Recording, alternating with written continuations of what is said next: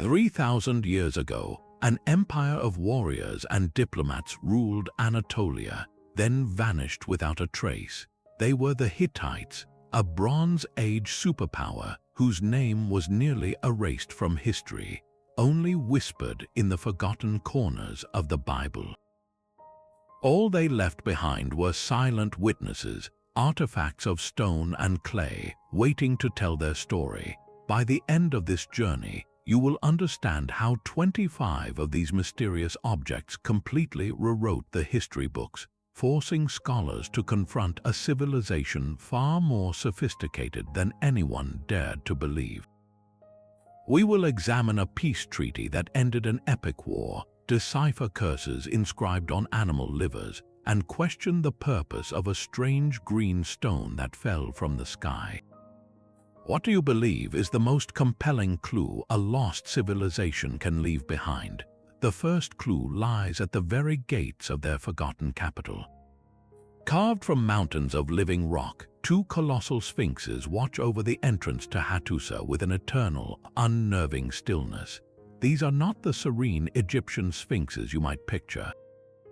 These creatures are a powerful fusion of lion, eagle, and human, their massive bodies radiating a raw, protective power. To stand before them is to feel the weight of an empire's ambition, a statement carved in stone for any approaching visitor or enemy. The sheer scale is the first mystery. How did Bronze Age engineers without modern machinery quarry, transport, and erect these multi-ton sentinels? Their discovery by archaeologists in the late 19th century was a shock to the system, a definitive declaration that a major, sophisticated power had once thrived here in the highlands of Turkey. But were they just impressive decorations, symbols of royal authority meant to intimidate? Or did the Hittites believe these hybrid beings possessed a real, magical power to ward off evil spirits and chaos from their sacred city? Their faces, once painted in vivid colors now lost to time, would have stared down with a terrifying lifelike presence. This gate was more than an entrance, it was a barrier between the ordered world of the Hittite Empire and the unknown wilderness beyond, guarded by creatures from myth. The sphinxes announced that you are now entering a realm of immense power, a place where the human and the divine intersected. They are the perfect starting point because they represent the Hittite genius for blending overwhelming physical strength with a deep, mystical worldview. They tell us that to understand this empire, we must look beyond the stone and see the belief system that gave it life. But what happens when two such empires, both guarded by their own stone giants, finally collide? The answer is not found in a ruined battlefield, but pressed into a small, sun-baked tablet of clay. This is the Treaty of Kadesh, and it is arguably the single most important diplomatic document ever discovered. Inscribed in the intricate wedge-shaped script known as cuneiform, this tablet records a staggering reality, a peace agreement forged in the 13th century BC between the Hittite great king Hattusili III and the Egyptian pharaoh Ramesses II. These were not minor kingdoms, they were the superpowers of the Bronze Age, and they had just fought one of the largest chariot battles in history at Kadesh. Thousands would have died in the clash, with both sides claiming victory. Yet here, in this careful script, they chose not eternal war, but a carefully negotiated peace. The terms are astonishingly modern, a mutual defense pact where each king pledged to come to the other's aid if attacked by a third party, and to extradite political refugees who fled across their borders. They even called each other brother. This shifts our entire understanding of ancient warfare. It shows us that for the Hittites, military might was not an end in itself, but a tool to secure a stable, prosperous peace. The true mystery here is not the treaty's existence, but the mindset it reveals. Why would Ramesses II, a pharaoh who immortalized his supposed victory at Kadesh across temple walls in Egypt, agree to such equal terms with a rival? The answer lies in recognizing Hittite strength. The Hittite Empire, through shrewd diplomacy and formidable organization, had proven itself an undeniable equal. This clay tablet is a silent witness to a profound moment when two colossal egos and two mighty armies stepped back from the brink and chose a shared future over mutual destruction. It redefines the Hittites not merely as conquerors, but as master statesmen who understood that the most lasting victories are sometimes won at the negotiating table. This sophisticated approach to power would echo through their culture, even into their most private and terrifying rituals. Yet for all their skill in statecraft, the Hittites knew their empire ultimately rested on a foundation of faith. To witness this belief carved into the very bones of the earth, you must leave the city gates and walk into the surrounding hills. There, hidden within a natural rock chamber, lies Yazilikaya, the inscribed rock, an open-air sanctuary that feels less like a man-made temple and more like a cathedral formed by the gods themselves. Imagine two great limestone crevices open to the sky, their walls covered with a silent stone procession. Over 90 figures march across the rock face, a grand assembly of the entire Hittite pantheon frozen in an eternal ceremony. You see gods with conical hats, goddesses in long robes, animals and mythical creatures, all moving with a rhythmic purpose toward the head of the chamber. The scale is humbling, the artistry breathtaking, but the central mystery pulls your gaze to the far end. There, two deities stand apart, larger than all the rest. One is a powerful male figure, often identified as Teshub, the storm god, standing upon the bowed figures of mountain gods. Opposite him is a regal female, the sun goddess Hebat, standing upon a lioness. Their meeting feels like the climax of the entire cosmic parade. But what are we witnessing? Was this the sacred stage for the most important religious festival of the year? Perhaps a New Year celebration where the king, as the god's mortal representative, would perform rituals to ensure the cycle of seasons and the fertility of the land. Or was this even more profound, the site of royal coronations, where a new Hittite king was symbolically presented to the divine assembly and received his mandate to rule from Teshub and Hebat themselves? The sanctuary has no roof because the ceremony was held under the open sky, connecting the rituals directly to the heavens. The procession may represent the orderly universe the Hittites sought to maintain, a universe where human kings and storm gods were partners in holding chaos at bay. Yazilikaya is not just a list of gods, it is a theological map of the Hittite cosmos, showing us that their politics, their wars, and their treaties were all viewed as part of a sacred order maintained through precise and powerful rituals. This deep connection to the divine would require a language potent enough to communicate with it, a language they believed they could read in the most unexpected of places. But to truly command that sacred order, a king needed more than ritual. He needed the tangible, awe-inspiring authority of a protector. This brings us to a single, unforgettable image carved into the stone of the king's gate at Hattusa. Here, a towering figure stands in stark relief, a being of pure, formidable power. He wears the short tunic of a warrior and the iconic pointed helmet of the Hittite military elite, a sword at his waist and a battle axe held firmly in his right hand. In his left, he grips a curious symbol, a staff ending in a loop, which scholars believe represents the hieroglyph for life itself. This is no ordinary soldier. His size, his central placement guarding the very entrance to the royal quarter, and his commanding presence all scream of the divine. For over a century, this figure has been the subject of a fierce and fascinating debate. Who or what is he? The most straightforward interpretation is that this is a depiction of the Hittite war god, a divine sentinel placed to protect the king and the city from any earthly or supernatural threat. He is the embodiment of martial strength, a permanent divine guard. Yet another compelling theory suggests this is not a god at all, but the Hittite king himself portrayed in a deified state. The Hittite rulers were seen as the chief priests and earthly deputies of the gods, and in death, some were even worshipped as deities. This carving could be a monumental statement of that belief, showing the king transformed into an eternal, divine protector of his own realm, forever watching over the gate that bore his name. A third possibility exists that he is a protector spirit, a supernatural being specifically tasked with guarding sacred thresholds. The mystery is deepened by his unique artistic style. Unlike the detailed processional figures at Yazilikaya, the King's Gate warrior is rendered with a powerful, almost abstract simplicity.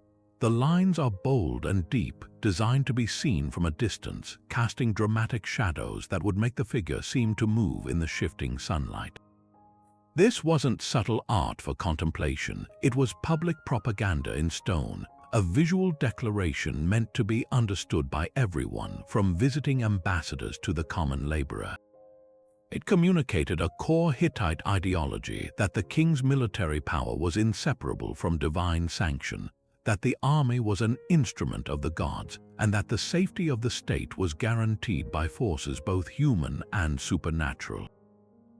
This one relief fundamentally shaped how we see the Hittite mindset, a culture where the boundary between the royal palace and the temple, between the commander and the deity, was not just blurred, it was deliberately erased.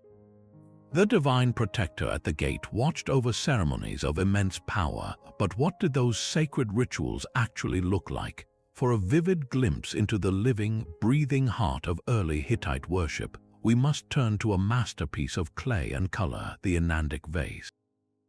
Discovered not in the grand capital but at a provincial site, this vessel stands as a stunning narrative frozen in time. Crafted during the old Hittite period, it is not a simple pot but a sculpted and painted storybook, its surface divided into 4 detailed bands of relief that spiral around its body. The scenes are bustling with life, a crowded tableau of figures engaged in what is clearly a profound religious event. We see musicians playing lyres, priests and priestesses carrying offerings, and animals being led to what appears to be an altar. The level of detail is extraordinary, from the folds of clothing to the expressions on the faces, capturing a moment of communal celebration and devotion. Yet, for all its clarity of action, the central mystery of the vase remains frustratingly just out of reach. What specific ceremony is this? Scholars have debated for decades. One dominant theory suggests we are witnessing the ritual of the sacred marriage, a powerful act where the union of a king and a priestess, representing a god and goddess, was believed to renew the fertility of the land and ensure the favor of the gods for another year. The scenes of offering and music would fit perfectly as part of such a lavish, state-sponsored festival. Another interpretation views it as a more general New Year celebration, a grand procession and sacrifice to mark the cyclical rebirth of nature. A third possibility is that it illustrates a specific mythological tale, now lost to us, that was fundamental to Hittite belief. The vase provides invaluable insight precisely because it is so cryptic. It offers a snapshot of the choreography of faith without providing the script. It shows us that Hittite religion was not a somber, private affair, but a vibrant, communal performance involving music, dance, and shared sacrifice. This cult vessel was likely used to hold a sacred liquid, perhaps wine or a ritual libation, during the very ceremonies it depicts, making the object an active participant in the worship. The Inandic vase pulls back the curtain, allowing us to see the human dimension behind the grand stone carvings of gods and kings. It reminds us that the Hittite cosmic order was maintained not just by edicts and treaties, but by the rhythmic beat of a lyre, the scent of burning offerings, and the collective hope of a people performing their sacred duties. This tangible connection to ritual life makes the silence of their written records on such topics all the more poignant, and the next discovery all the more critical to unlocking what they truly believed. The vibrant scenes on the Inandic vase show us a people in motion, but to hear their voices, we must learn to read their words. That crucial key arrived in the form of a stoic guardian, the Bogaskari Sphinx. This magnificent creature, carved from dark basalt, once watched over the gates of Hattusa much like its larger counterparts. But its true value lies not in its imposing form, but in the lines of text carefully inscribed across its chest and wings. This is a Luwian hieroglyphic inscription, a writing system used across Anatolia that long baffled scholars. The Sphinx itself became a central character in a modern drama of discovery and diplomacy.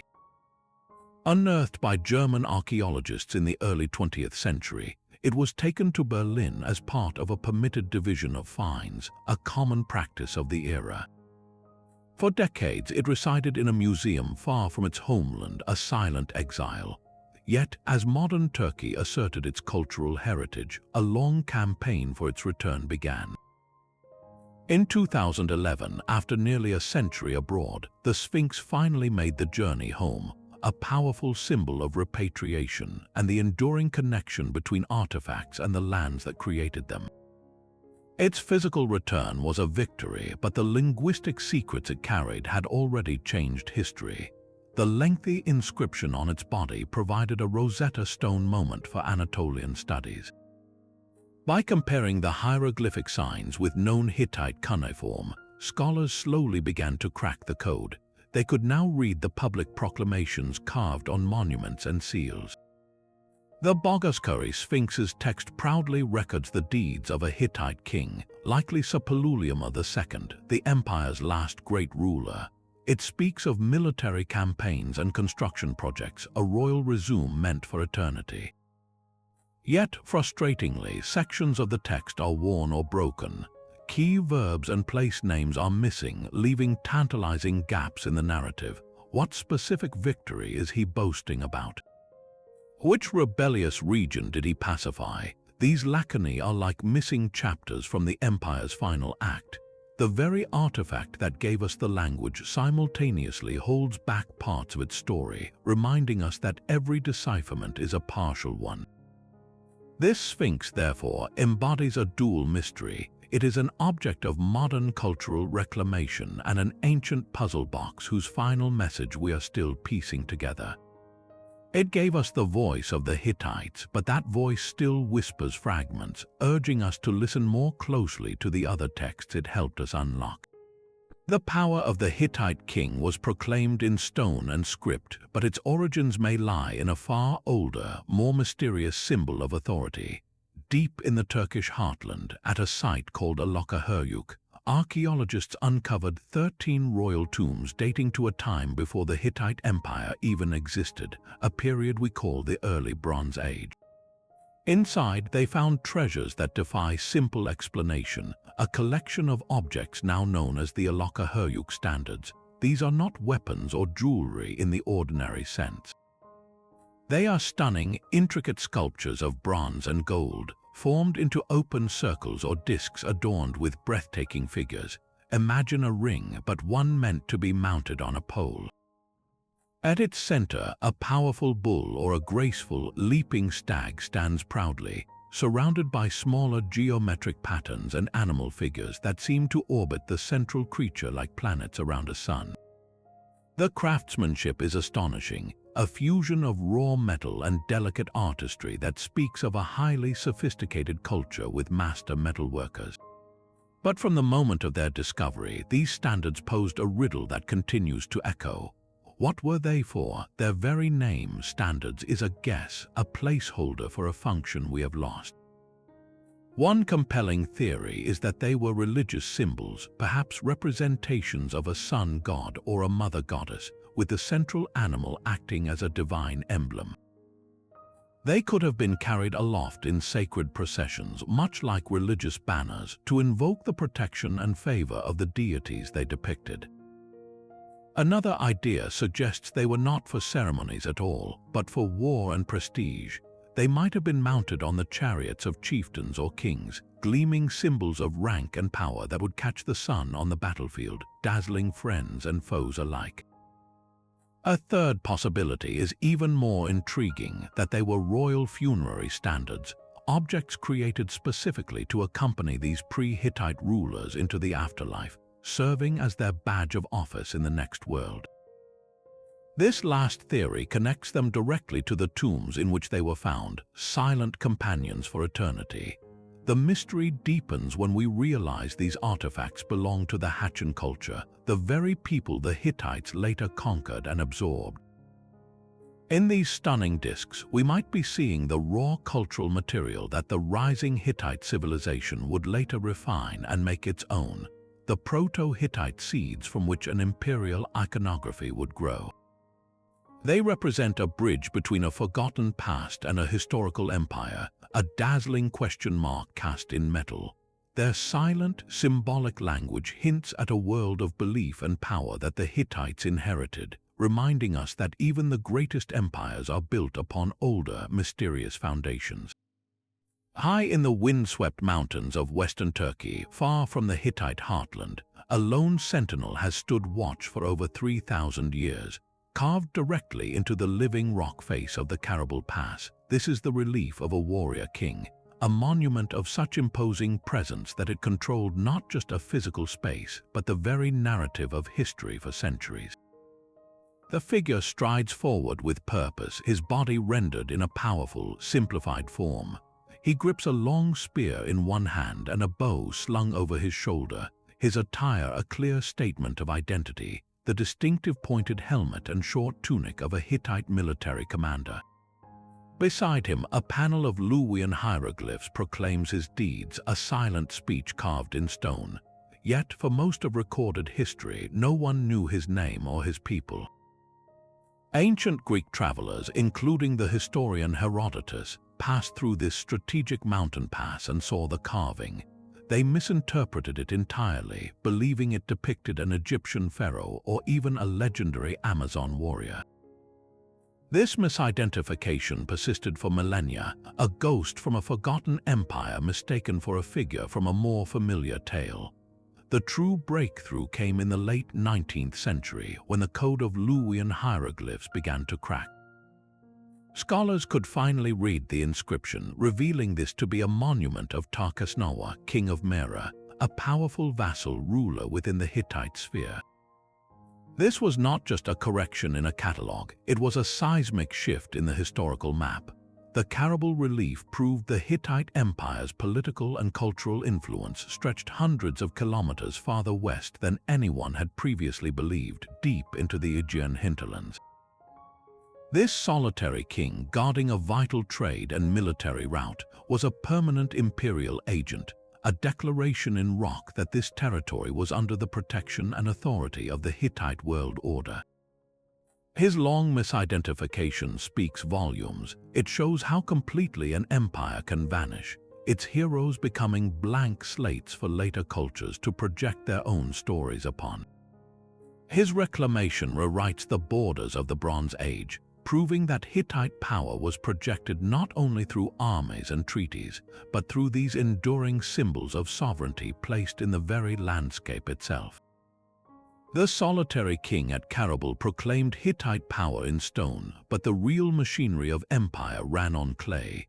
In the quiet village of Ortakuri, a farmer's plow struck not rock, but a different kind of history, unearthing a trove that would shatter our understanding of Hittite geography. This was Shapanuva, and from its ground came a flood of over 3,000 clay tablets, an administrative avalanche that spoke of a bustling, powerful city.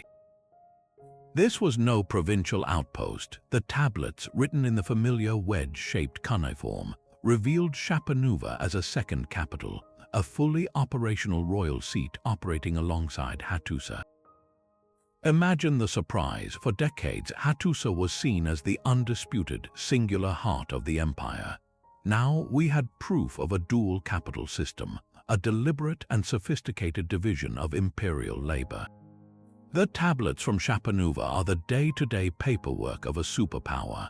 They record grain shipments, troop movements, and diplomatic correspondence, painting a picture of a city that managed the northern and eastern frontiers of the empire. But mixed with these mundane orders are far more haunting documents. Some tablets detail elaborate rituals to combat a terrifying, invisible enemy, a devastating plague that was sweeping through the population. You can almost feel the desperation in the precise instructions for the priests, a society trying to fight a biological crisis with spiritual weapons.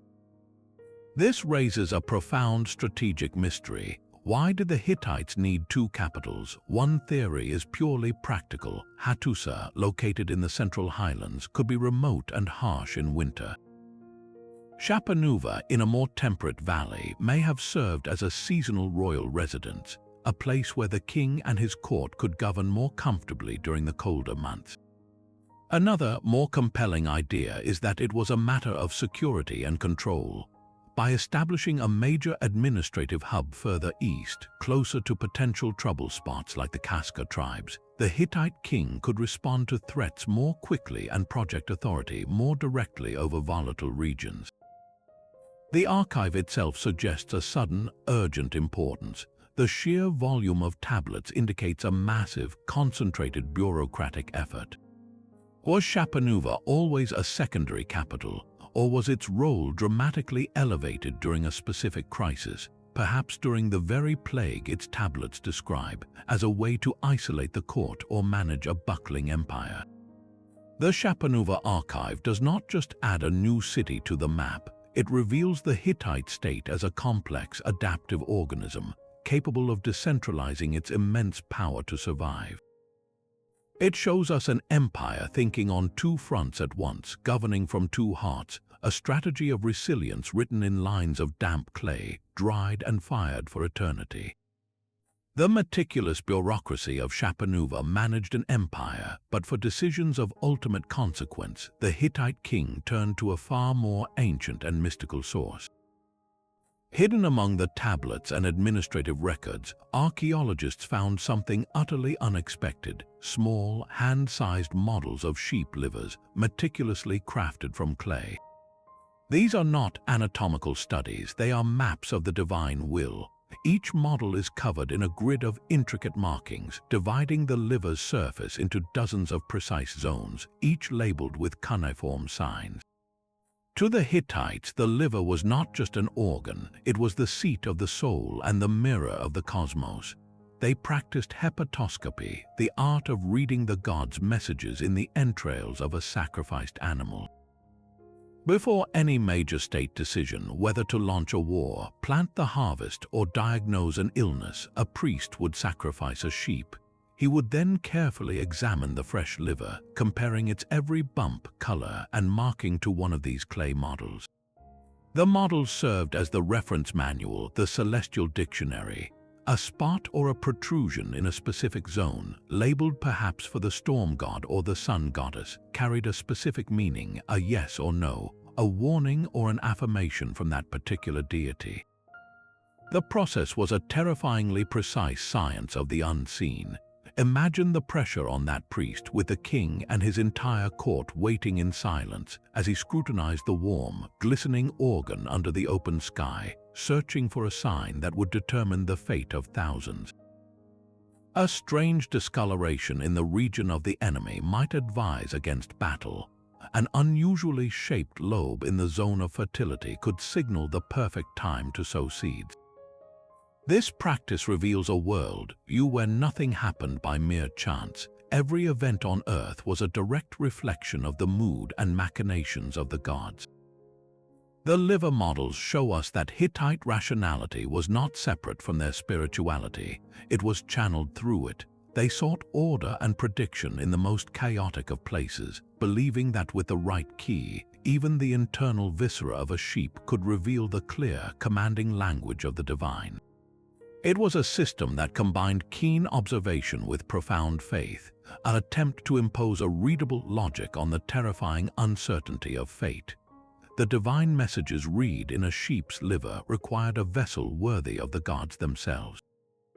From the royal tombs at Hattusa comes an object of breathtaking luxury and profound ambiguity, the silver hand of God. Crafted from a single sheet of hammered silver, it is a life-sized clenched fist, fingers curled tightly as if holding an invisible weapon or perhaps the very essence of a sacred vow. Every knuckle and tendon is rendered with an almost anatomical precision, a testament to a metalworking skill that rivaled any in the ancient world. This was no ordinary cup, it was a rhyton, a ceremonial drinking vessel used for pouring libations, offerings of wine or oil to the deities. To hold it, you would tip the liquid from the open wrist, watching it flow as if from the very limb of a god. But which god? The fist is powerful, masculine, devoid of the delicate symbols that might identify a specific deity. It could represent the hand of the mighty storm god Teshub, clenched around a bolt of lightning, or perhaps the hand of a sun god pouring forth the light of day. Its very anonymity is the core of its mystery. Scholars are drawn to one particularly compelling theory, that this rite was not for general worship, but for a specific, solemn act, the swearing of oaths. In the Hittite world, treaties and solemn promises were sealed with elaborate rituals, often involving libations and invocations to the gods as witnesses. Imagine a Hittite king and a foreign ambassador standing before an altar, as a priest poured a stream of wine from this silver fist onto the ground, each drop a symbolic offering that bound the agreement in the sight of heaven. To break an oath sworn over such a vessel would be to defy the god whose hand literally poured out the pact. The discovery of this object shattered the old perception of the Hittites as purely austere warriors. Here was evidence of an elite culture that valued stunning artistry and theatrical ritual in equal measure, a civilization that could forge empires with iron and seal them with silver. The silver fist poured libations for pacts sealed by the gods, but how could a king prove his word was divine? He pressed his authority into clay with a small, intricately carved cylinder of stone. Among the most famous of these royal signatures is the Tiskuik seal, a mesmerizing object carved from deep black hematite. When rolled across wet clay, it leaves a continuous frieze of exquisite detail, a miniature world where Hittite deities stand in solemn procession. We see the familiar storm god with his lightning bolts, the sun goddess in her regal posture, all rendered with a fluid, almost lyrical grace. The style is what first catches the expert eye. It carries a distinct echo of Mesopotamian artistry, the kind seen in seals from Babylon or Assyria. This artistic kinship is the seal's first layer of intrigue, suggesting a vibrant exchange of ideas and craftsmen between the great empires of the Bronze Age. It could be powerful evidence of a connected ancient world, where symbols of power traveled along trade routes as freely as spices or tin. But the seal's journey to the modern museum case is a shadowy tale that complicates everything. It carries the name of a 19th-century Polish collector, Count Mikhail Tiskuik, who acquired it from the notoriously murky antiquities market of his time. There were no careful archaeological records, no documented excavation site. It simply appeared, a masterpiece without a proven past. This lack of clear provenance ignited a firestorm of debate that still smolders today. Is the Tiskuik seal a genuine treasure from a Hittite royal workshop, or is it one of the most sophisticated forgeries ever created? The arguments on both sides are compelling. Those who believe it is real point to the flawless understanding of Hittite iconography, the precise carving technique achievable only with period-appropriate tools, and the wear patterns that suggest it was actually used rolled across clay countless times. They see it as a crowning achievement of Hittite glyptic art. The skeptics, however, focus on that very perfection and its stylistic echoes. Could a forger, armed with the newly published sketches of Hittite reliefs from archaeologists in the late 1800s, have crafted this piece to appeal to wealthy collectors eager for a piece of the exotic Hittite mystery? The antiquities market of that era was rife with such brilliant fakes. The seal's story forces us to confront an uncomfortable reality in archaeology, that not every beautiful object that fits our narrative is true. Its authenticity remains officially unproven, suspended in a scholarly limbo. This small stone cylinder, therefore, holds a double mystery. It asks us to decipher not only an ancient king's message, but the very truth of its own existence. It stands as a permanent caution, reminding us that the past can be forged as well as found, and that the desire to hold history in our hands can sometimes cloud our ability to see it clearly. While kings sealed treaties and priests read divine will in livers, the lifeblood of the Hittite world flowed from a more tangible source, water. In a quiet, fertile plain near the shores of Lake Bashir, they built a monument not to conquest but to the elemental force of springs themselves. The Eflatunpınar monument is a breathtaking fusion of architecture and nature, a massive stone wall built directly into a hillside where fresh, cold water bubbles up from the earth. The wall is alive with carvings, a vertical tapestry of deities emerging from the rock. Central to the composition are the imposing figures of mountain gods, their bodies formed from stacked, rounded forms like peaks, their arms raised in a gesture of support or blessing. Flanking them are winged genii, hybrid creatures with the bodies of men and the heads of eagles or lions, and below, the great sun goddess and storm god stand in their majestic repose. The entire scene is reflected in the crystal-clear pool that gathers at its base, creating a shimmering, doubled world where stone and water, image and reflection become one. The setting is serene, almost idyllic, a stark contrast to the martial imagery of city gates, but this tranquility masks a profound and puzzling purpose. Why construct such a monumental, labor-intensive facade here at this remote spring? One compelling theory sees Eflatunpınar as a sacred Huwasi stone, a focal point for the worship of water deities. The Hittites believed springs and rivers were inhabited by powerful spirits, and this monument could have been a grand altar where offerings were made directly into the pool, thanking the gods for the gift of life-giving water and ensuring its continued flow. The mountain gods in the relief literally hold up the heavens, suggesting the monument celebrated the entire natural cycle from peak to spring. Yet, the scale and formality hint at something more than a local shrine. Could this have been an elaborate piece of royal propaganda carved into the landscape? By claiming this potent natural site and adorning it with the official pantheon, a Hittite king would symbolically demonstrate his role as the intermediary between the people and the forces of nature, the guarantor of fertility and order. The water flowing from the monument wasn't just water, it was a divine blessing channeled through the king's authority. The genius of Eflatunpınar is its ambiguity. It refuses to be just one thing.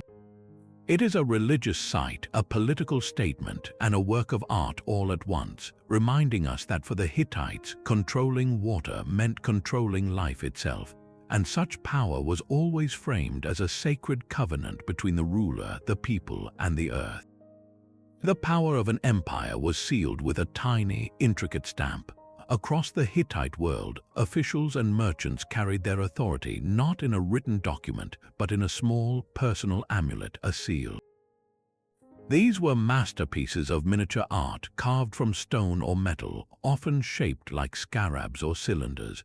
When pressed into a soft lump of clay called a bulla, they left a unique official mark, a signature in relief. This clay blob would then be used to secure the strings tied around a papyrus scroll or to seal the lid of a storage jar, a tamper-proof guarantee. If the clay was broken, you knew the message had been read or the goods had been tampered with. It was a simple, brilliant system of ancient security. But the true treasure of these seals is the script that rings their edges or fills their central field, the elegant pictorial writing known as Luwian hieroglyphs. These are not the Egyptian symbols you might think of. They are a uniquely Anatolian creation, a flowing script of birds, hands, eyes, and geometric shapes, each representing a syllable or a whole word. For centuries after the empire fell, this script was utterly silent, a beautiful but impenetrable code. The seals themselves became the key to breaking it. Because they were so numerous and often bore both hieroglyphic inscriptions and images of gods or kings, scholars could start to match repeated symbols with known royal names and titles from cuneiform texts. A recurring combination of signs on a seal impression, found alongside the image of a storm god, might be matched to the name of a Hittite king known from a treaty. Slowly, painstakingly, the language began to speak. Yet for every name deciphered, a dozen more remain hidden in plain sight. Thousands of these clay bulli, often broken or worn, sit in museum drawers, their tiny hieroglyphic loops and lines holding secrets we can almost but not quite read.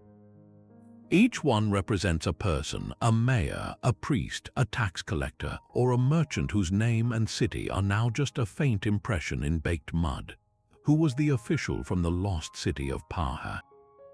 What trade route did the merchant with the seal of the running stag control? These unread seals are ghostly fragments of a vast administrative network, a bureaucracy of faces we can no longer name. They remind us that cracking the code of a royal monument is one thing, but hearing the whispers of ordinary governance is another challenge entirely. The hieroglyphic seals show us an empire that ran on trust verified by clay, and they hold the mundane, intimate records of its daily life, still waiting for their final decipherment. The silent seals of bureaucrats give way to a far more vibrant spectacle on the walls of another clay masterpiece. Unearthed near Ankara, the Bittik vase stands as a companion piece to the Inandic vase, yet it sings a different, more complex hymn to Hittite life. This is not a simple storage jar, but a monumental work of narrative art, its entire surface alive with a painted procession of figures moving with a solemn, rhythmic grace.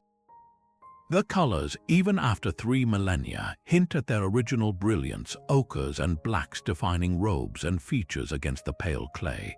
The procession is meticulously ordered, a parade of men and women, some carrying vessels, others playing instruments, all advancing toward a central, focal scene.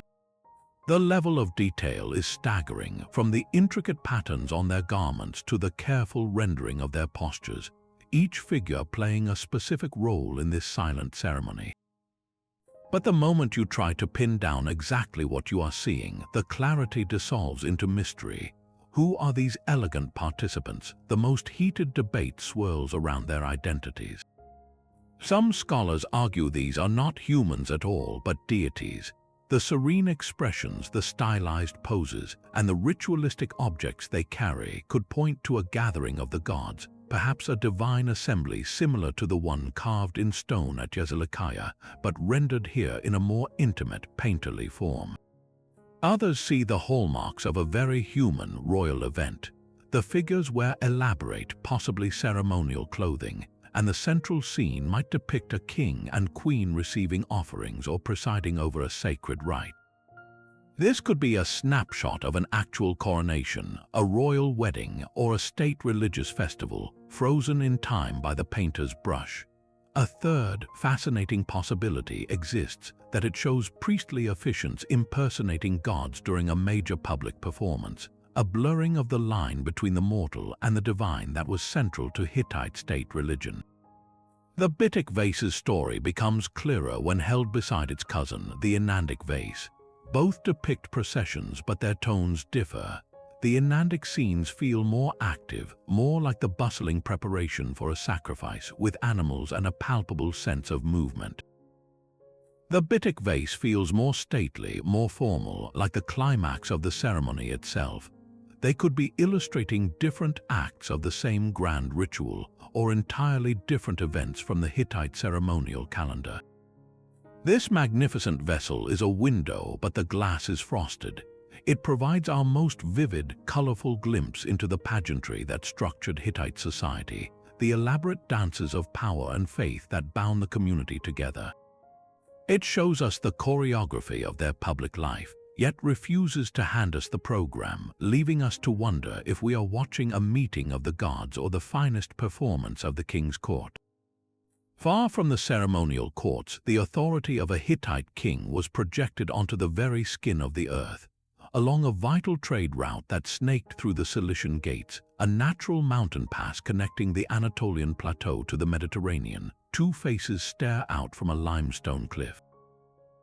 These are the Circuli rock reliefs, and they transform a journey into an audience with empire. On one panel, a life-sized figure stands in the familiar royal pose, one arm raised, gripping a spear or a staff of authority. He wears the pointed helmet and carries the curved sword, the litus, that are the unmistakable badges of Hittite kingship. The carving is weathered but confident, a permanent royal presence overlooking the comings and goings of merchants, soldiers, and diplomats. The second panel, just a short distance away, bears no image, only a large, beautifully carved field of Luwian hieroglyphs, a silent proclamation in stone. For decades, these reliefs were fascinating but anonymous, just another king by the roadside. Then, epigraphers made a breakthrough. The hieroglyphic inscription was painstakingly deciphered, and within its lines they found a name, Muwatalli II. This was no ordinary ruler. This was the very Hittite great king who fought the pharaoh Ramesses II to a standstill at the epic Battle of Kadesh. Suddenly, this weathered figure gained a profound historical identity. He was the architect of the empire's greatest military confrontation, the man whose treaty would later be pressed into clay. His presence here, carved into a cliff face hundreds of kilometers from Hattusa, is a statement of breathtaking scale. But why place his portrait here of all places? The location is the key to the mystery. The Cilician Gates were not just a road, they were the main artery for all trade and military movement between central Anatolia and the rich ports of Syria and the Levant. By carving his image here, Muwatalli was doing something brilliantly strategic. He was turning geography into propaganda. Every caravan that passed, every foreign envoy traveling to the capital, every Hittite regiment marching south would see their king's stern gaze upon them. It was a territorial marker, yes, a way of saying this crucial route is under the protection and control of the Hittite crown, but it was likely more. Could this have been a commemorative site marking a specific triumphant campaign Muwatalli led through these very gates? Or was it a kind of permanent royal checkpoint, a symbolic assertion that the king's authority extended to the farthest, most turbulent edges of his realm? The twin nature of the monument adds layers. The image asserts power visually to all who pass, while the inscription communicates the specifics of that power to those who can read the sacred script. The circular reliefs show us an empire that understood the psychology of space, that knew true control meant imprinting the ruler's face onto the landscape itself, making the mountains themselves speak his name. Muwatalli's stern gaze from the cliffside gave way to a far more enigmatic presence in the very heart of his capital. Within the sacred courtyard of the great temple at Hattusa, a single, silent object rests, defying all easy explanation. This is the Hattusa green stone, a roughly cube-shaped block of polished nephrite, a beautiful, translucent green mineral that feels cool and impossibly smooth to the touch. Its very material is the first clue to its strangeness. Nephrite of this quality is not native to the Anatolian highlands. It is a stone of distant mountains, possibly sourced from hundreds of miles away, making its journey to Hattusa an expensive and deliberate undertaking. This was no ordinary building stone. Placed prominently within the temple complex, the very center of Hittite religious power, it clearly held profound significance. Yet from the moment of its discovery, it has whispered a single, persistent question: what in the world was it for? The stone offers no carvings, no inscriptions, no handles, no wear marks. It is a perfect, abstract presence. One compelling theory suggests it was an aniconic cult object. In many ancient religions, the divine was sometimes represented not by a statue with a human face, but by a pure, unworked form, a stone or a pillar believed to be imbued with the spirit of a god. This green cube, shimmering in the temple light, could have been seen as the physical vessel for a deity, perhaps a chthonic earth god or a vegetation spirit, its color symbolizing life and fertility.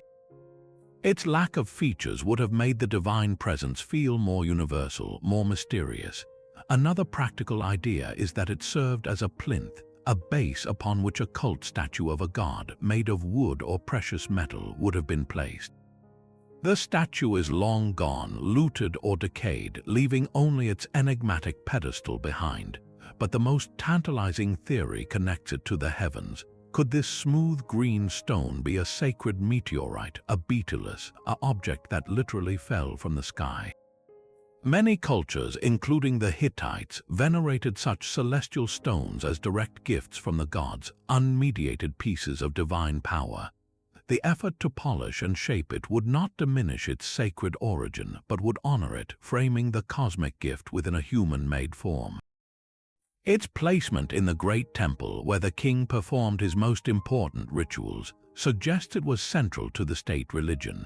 Perhaps oaths were sworn upon it, or libations poured over its cool surface, directly connecting the ritual to the raw essence of the earth or the sky. The Hattusa green stone resists narrative. It offers no story, only presence.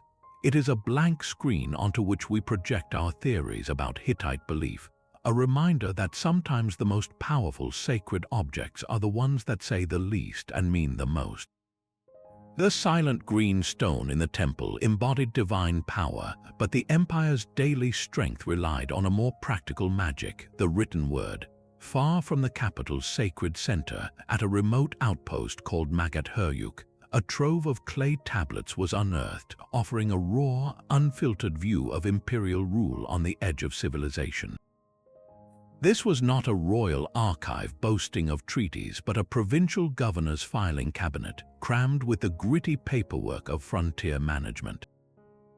The letters, written in cuneiform, crackle with immediacy and tension.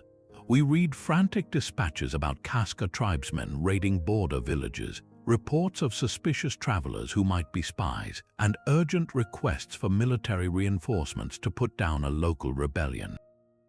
This is the sound of an empire listening intently to its outermost whispers, a nervous system stretched thin across rugged highlands. The governor of Magat, whose name we can now read, corresponded directly with the great king in Hattusa, detailing shortages of grain, disputes over land rights, and the constant, low-grade anxiety of a territory that was never fully pacified.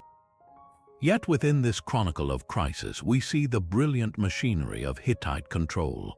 Every report is met with a precise, measured response from the capital. The king doesn't just send soldiers, he sends specific instructions on how many troops, from which garrison, and under whose command. He allocates exact amounts of silver to pay for local alliances and orders careful censuses of livestock to assess war damages. This archive reveals an empire that governed through information, transforming chaos into data. The mystery hidden in these bureaucratic letters is a psychological one. They show an imperial periphery that was perpetually simmering, a place where loyalty was negotiated daily and control was a fragile illusion maintained through relentless administration. Why did the Hittites invest so much in such a troublesome region? The answer lies in what Magat protected: vital trade routes and access to the precious metal mines of the Black Sea region. The nervous energy in these tablets is the cost of doing business, the price of empire. They force us to abandon any romantic notion of absolute Hittite dominion, replacing it with a far more realistic picture of a superpower engaged in a never-ending, exhausting, and brilliantly systematic game of whack-a-mole across its vast and restless frontiers. The nervous dispatches from the frontier fade into a scene of serene devotion carved into a distant cliff face. High in the remote highlands of southern Cappadocia, far from the bustling capitals or strategic mountain passes, the Fracton relief presents a startlingly intimate portrait of Hittite royalty. Here, etched into the living rock, a king and queen stand side by side, not in martial pose but in an act of quiet worship. The king, identifiable by his pointed helmet, raises a libation vessel toward a much larger, seated figure of a deity, likely the storm god who holds a cup of his own. The queen, her status clear from her long robe and distinctive cylindrical headdress, stands respectfully behind her husband, a silent partner in this sacred dialogue. The composition is balanced, peaceful, and deeply personal, a frozen moment of direct communion between the rulers and the divine. Its remote location, away from major cities or roads, is the first clue to its profound mystery.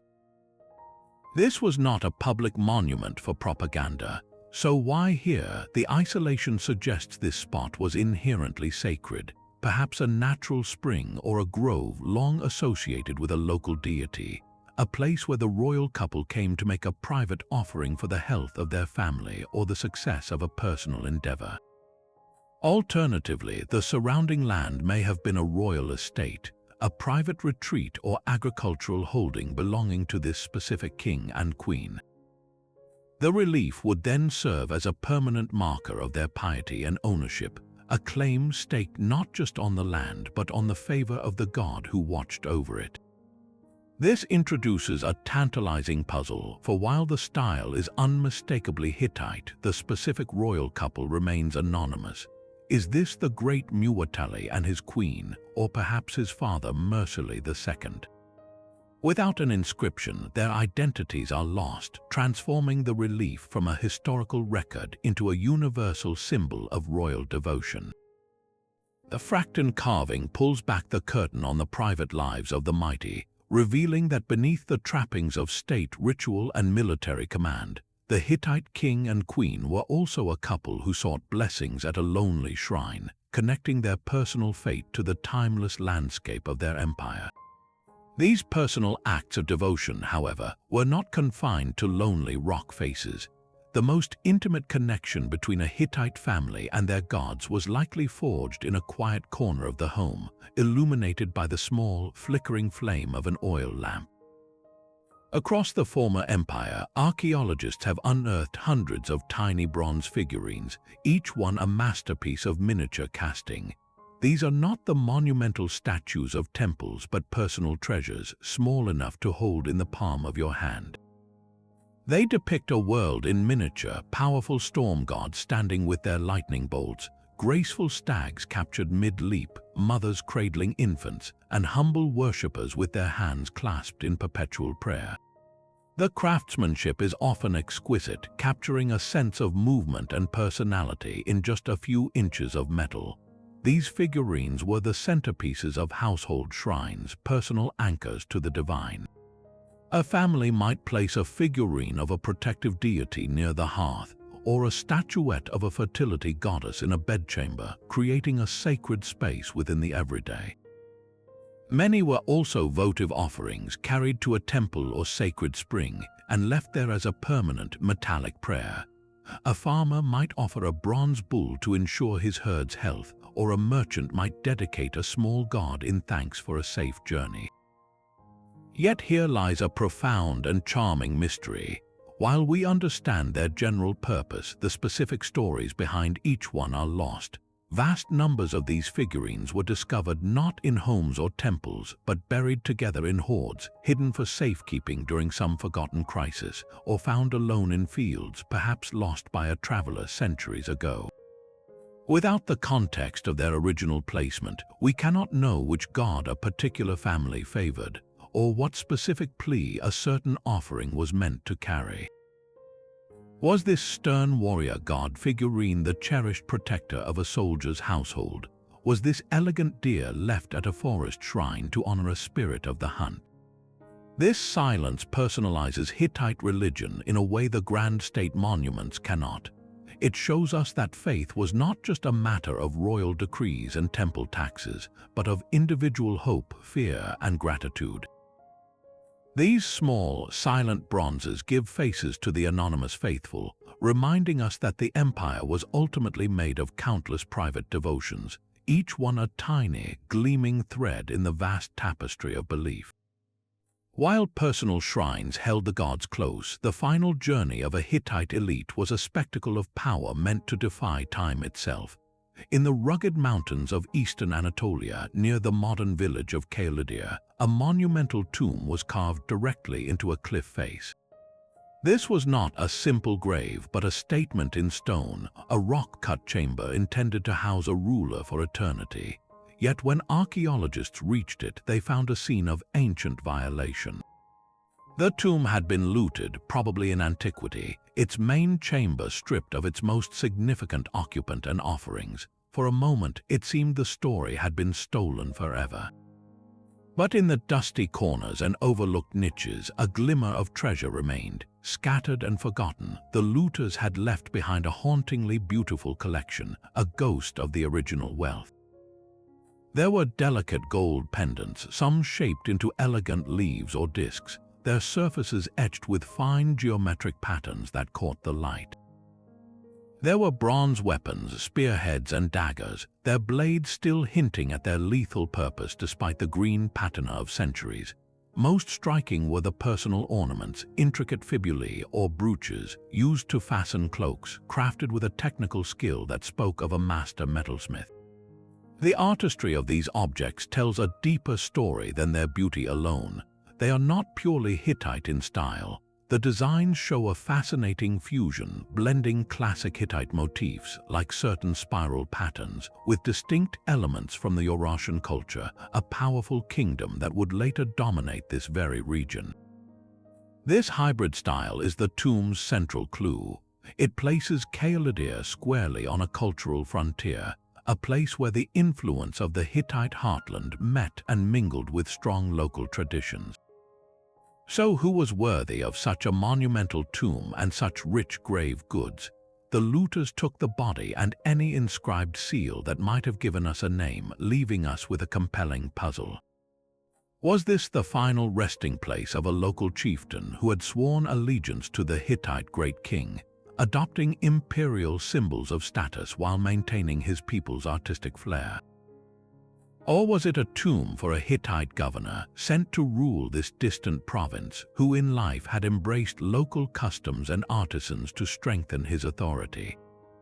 The tomb itself, carved in the Hittite rock-cut tradition, argues for a strong imperial connection, but the treasures within whisper of a complex identity, of a ruler who navigated two worlds.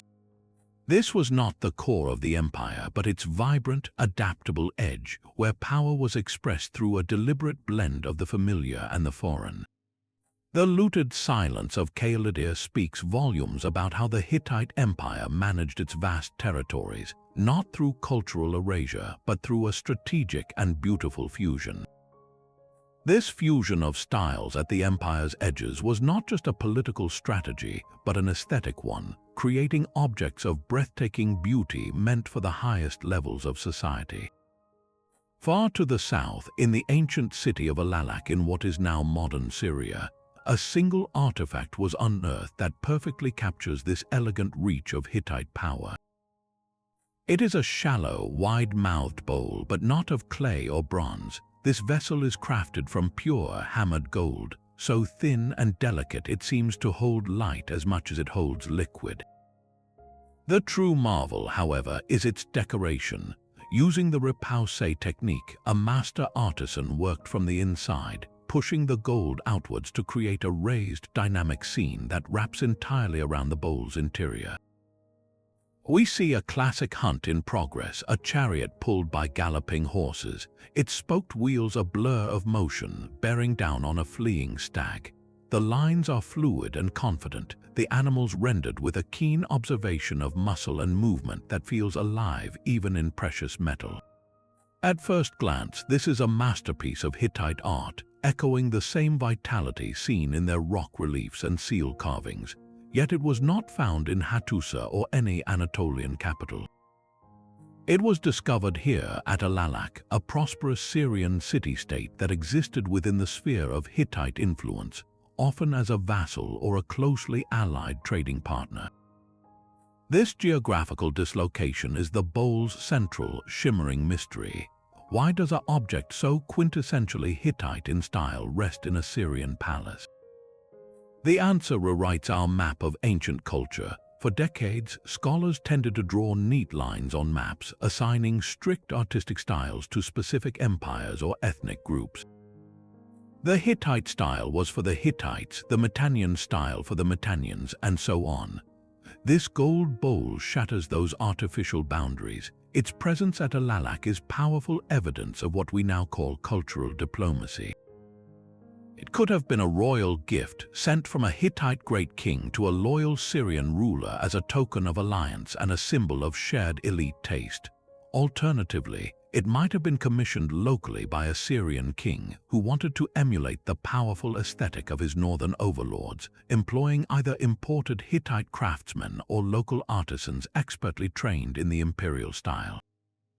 In either case, the bowl speaks a silent language of prestige and connection. It tells us that the Hittite Empire's influence was not merely exercised through treaties and troops, but also through a shared visual language of power. To drink from this bowl was to participate in a cosmopolitan identity, to signal that you were part of a wider, interconnected world where the hunt scenes of Anatolia could be admired in a Syrian hall. It proves that artistic borders were far more porous than political ones, and that the true reach of an empire can be measured in the delicate hammer strokes on a cup of gold. That delicate gold bowl from a Syrian palace reveals an empire connected by shared symbols, but to understand the primal power at the very core of those symbols, we must return to the source. Back at Hattusa, guarding the southwestern approach to the city, stands a creature of pure, silent ferocity. This is the Lion Gate, and its sculpted sentinel is a masterpiece of controlled aggression. Carved from a single, massive block of stone, a lion emerges from the gate's right-hand pier, its body coiled in a permanent crouch, its mouth open in a soundless, eternal roar.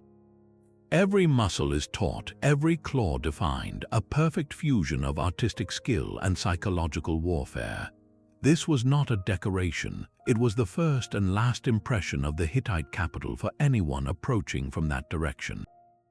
The lion's symbolic role is clear. It was the ultimate guardian, a creature whose very nature embodied the protective and terrifying power of the state.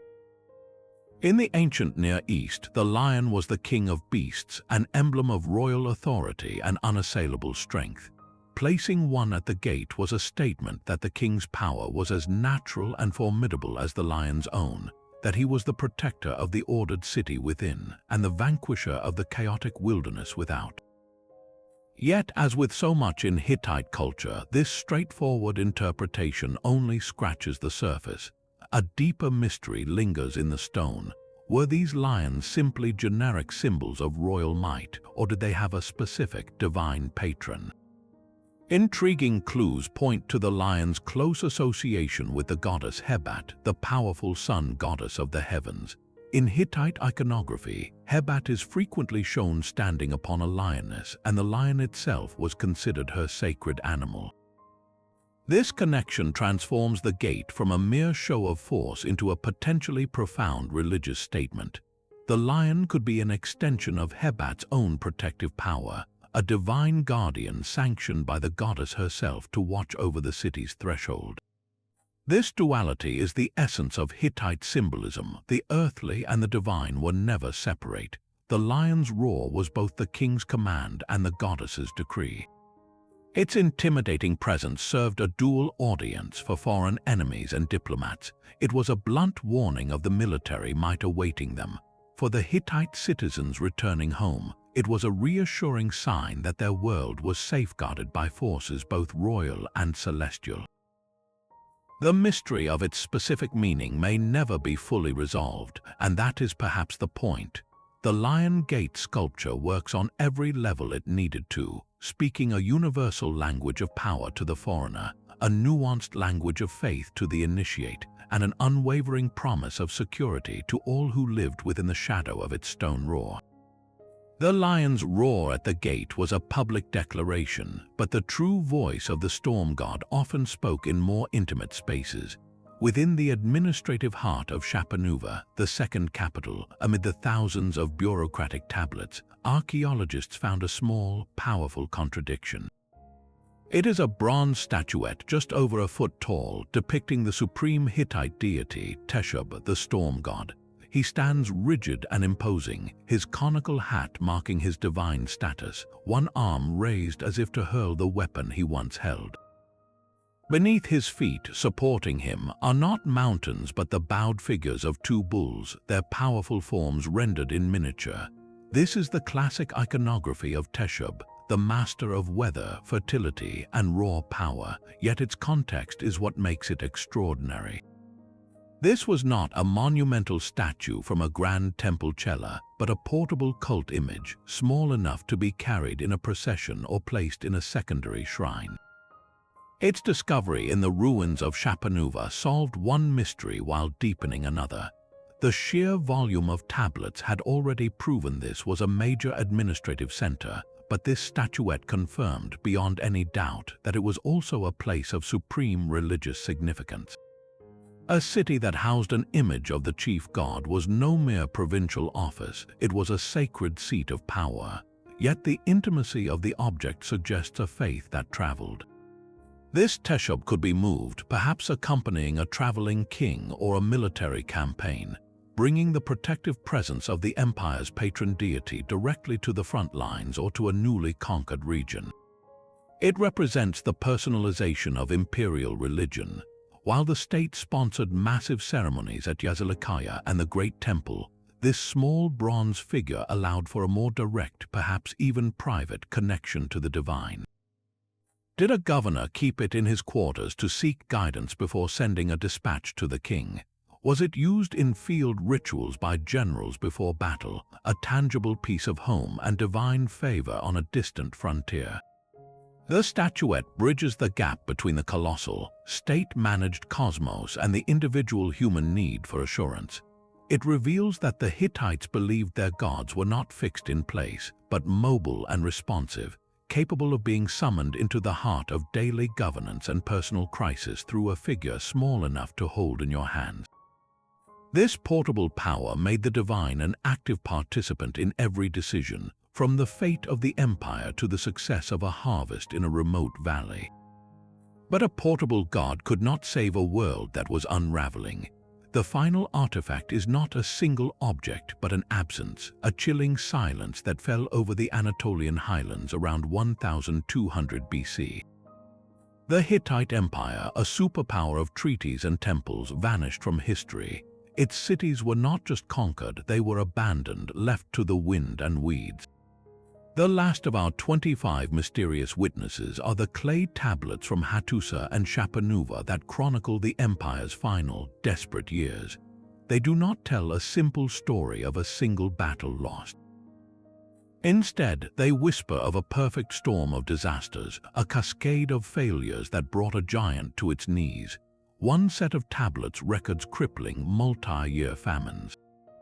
Another details urgent, increasingly frantic requests for grain shipments from Egypt, their former rival, now a potential lifeline. The very diplomacy that built the empire was now pleading for bread. At the same time, other dispatches speak of waves of mysterious invaders, often called the Sea Peoples in Egyptian records, attacking the coasts and disrupting the vital trade networks that were the empire's economic backbone. And perhaps most damning, there are hints of internal rebellion, of powerful vassal states and provincial governors sensing the center's weakness and breaking away. The artifacts present a forensic picture of systemic collapse. The magnificent reliefs and treaties show us an empire at its height, but these final tablets show the scaffolding buckling under immense strain. So what delivered the final blow? Scholars have debated for a century, and the artifacts point to three intertwined culprits. The first is the external shock of the Sea Peoples, a confederation of migratory groups whose exact origins remain debated, but whose destructive impact across the eastern Mediterranean is undeniable. They may have been both a cause and a symptom of the wider Bronze Age collapse, a chaotic force that overwhelmed already fragile states. The second, and perhaps most profound, theory is climate change. Tree ring and sediment core data from the region suggest a prolonged, severe drought during this exact period. Those famines mentioned in the tablets were not bad luck, they were likely a climate catastrophe. A drought would have devastated the agricultural surplus that fed the cities, the armies, and the vast bureaucracy, leading to social unrest, mass migrations, and the inability to respond to external threats. The third theory focuses on internal fragmentation. The very system of vassal treaties and distant capitals that gave the empire flexibility may have become its weakness under pressure. As famine bit and invaders pressed, local loyalties dissolved. The king in Hattusa could no longer command obedience or deliver protection, so provinces simply went their own way, fracturing the empire from within. The truth likely lies in the terrible synergy of all three. A changing climate sparked famine and migration. The migrations became invasions that strained military resources, and the strain broke the political bonds holding the complex imperial system together. The last Hittite king simply had no answers left.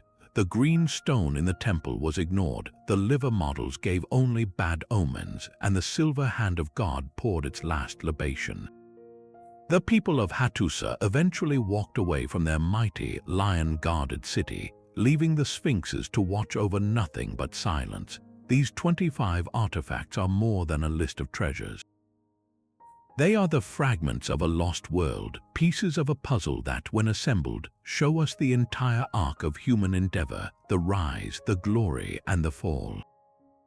They tell a story of brilliant adaptation and catastrophic vulnerability, a reminder that even the greatest empires are conversations with their environment, their neighbors, and themselves, conversations that can tragically end. Their world ended in fire, famine, and silence, but their story was never truly lost. It was patiently waiting in the clay, in the stone, in the glint of gold and silver. For centuries, the Hittites were a phantom, a name without a face, a footnote in someone else's history. But these 25 artifacts, these silent witnesses, refused to stay buried. Each one, from the colossal sphinxes at the gate to the final, desperate famine tablets, chipped away at our ignorance. They did not simply add facts to a timeline, they painted an entire civilization in vivid, unexpected color. We saw them not as barbaric warriors, but as master diplomats who could craft a lasting peace. We met them as devout worshippers who read the cosmos in a sheep's liver and carved their gods into mountain sanctuaries. We witnessed their private fears in frontier dispatches and their public grandeur in shimmering gold bowls. Each mystery solved revealed 3 more, proving that the Hittite world was far richer, more complex, and more human than we ever imagined.